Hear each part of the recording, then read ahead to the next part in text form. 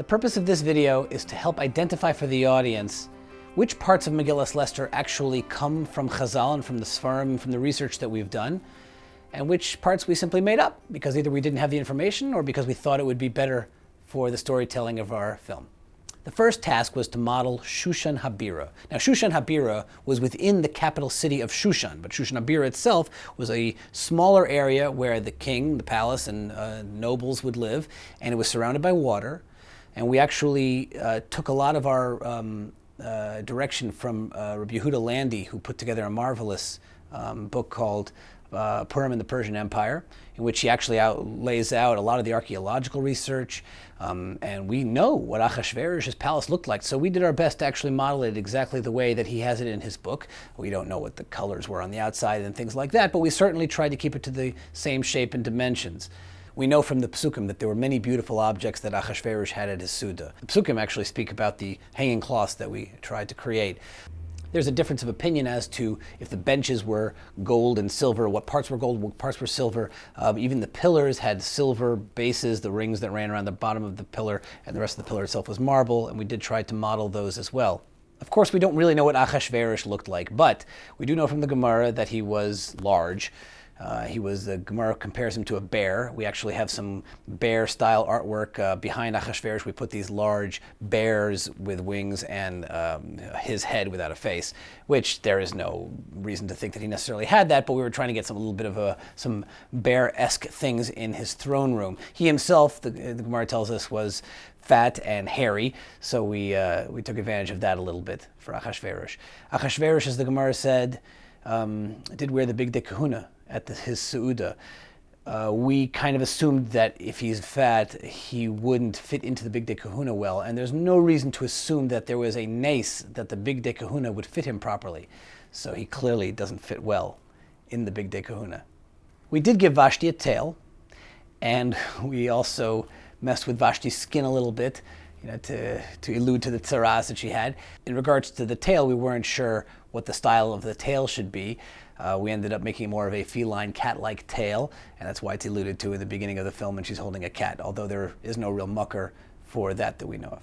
The flooring at Achashverosh's party was comprised of rows of avanim tovos, so we decided to make it multicolored to correspond to those different stones.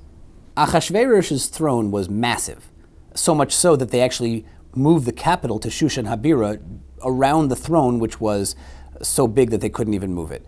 The way it's described by Chazal is that it had 6 madregos, 6 stairs, and 6 approaches. And on each one of those stairs it had a lion and an eagle, an aryeh and a nesher, made out of gold.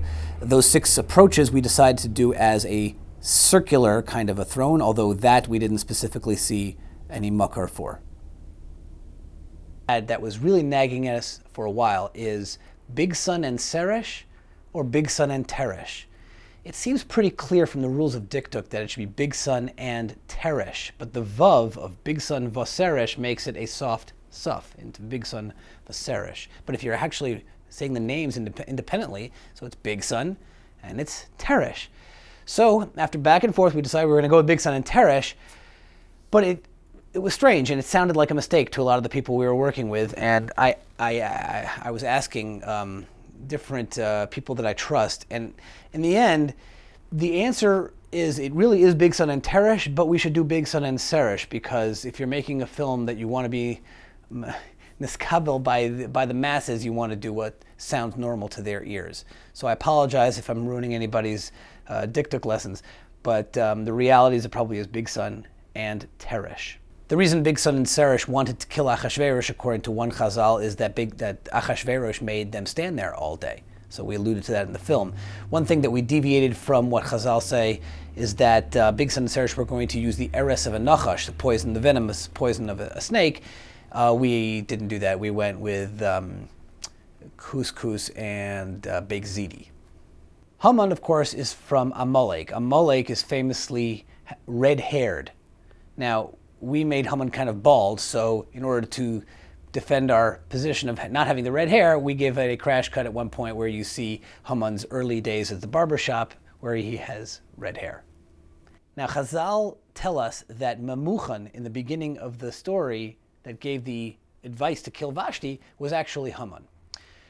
So the question is, why did he change his name from Memuchan to Haman? Why can't he just keep his name as Memuchan the whole time?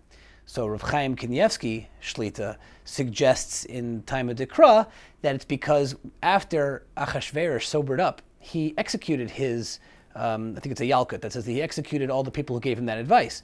So Memuchan changed his name in order to protect himself, that he should confuse the guards and they shouldn't locate who he was.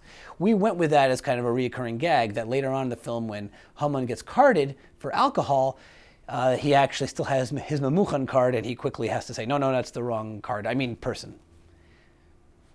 You'll notice that in the barber shop, it's Memuchan and Sons proudly serving Kartzum for 22 years, where he was the barber in the city of Kartzum for 22 years. Chazal tell us that Haman carried an Avodah Zarah with him, and that's why it was a problem, of course, for Mordechai to bow down to him. It doesn't say that he wore it around his neck. It's a shaila of whether or not it was attached to his clothing or attached to his hat. If it was attached to his clothing, so we decided that rather than have it dangling, we should actually affix it to his clothing. There is no makar that we could find that it was a miniature version of himself, but we just thought that it would be funny to have it be called Hamini, so we made a miniature Haman that he had as the Avodah Zarah. In our film, Haman has pointy ears. There's no makar for that. Haman Tashin, which in Hebrew are Aznei Haman, still are not because Haman had pointy ears. It's a completely different reason that I found. However, we thought it was kind of funny to give him the pointy ears, and it also helps identify Haman's son later on in the film, who Chazal tell us was the one who read from the Sefer HaZichronos to help Achashverosh fall asleep. So as a little nod to that, we also gave him the same pointy ears. According to one medrash, Charvona was actually Eliyahu Hanavi. So we decided to take the classmate that would become Charvona and name him Eliyahu. According to Rabbi Landy's work, Purim in the Persian Empire, the nobility, namely Achashverosh, would have ridden a gray horse, so we made hang over the horse gray. The most important thing to remember is that this is not the story of Purim. It's Daniel Lesterovich's vivid imagination of what he learned in school, mushed together with all of his different ideas of what he imagines what Shushan looked like and the characters from the story of Megillas Esther looked like.